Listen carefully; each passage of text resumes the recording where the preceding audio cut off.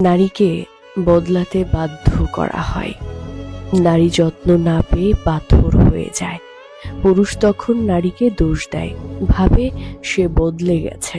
অথচ সত্যিটা বড়ই তিক্ত।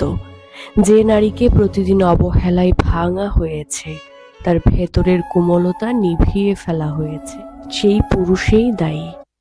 ভালোবাসা শুধু মুখের বুলি না। ভালোবাসা মানে যত্ন, ভালোবাসা মানে পাশে থাকা, ভালোবাসা মানে ছোট ছোট কেয়ার করা। নারী যত্ন না পেয়ে হাসির আলো নিভে যায়, বুকের ভেতরে জমে যায় হাজারো অপ্রকাশিত কষ্ট।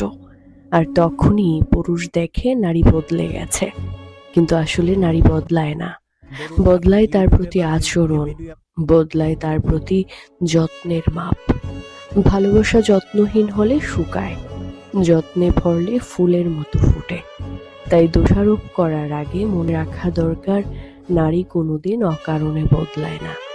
নারী বদলে যায়, তবে নারীকে বদলাতে বাধ্য করা হয়। নারী বদলে যায় অবহেলায়, নারী বদলে যায় অযত্নে।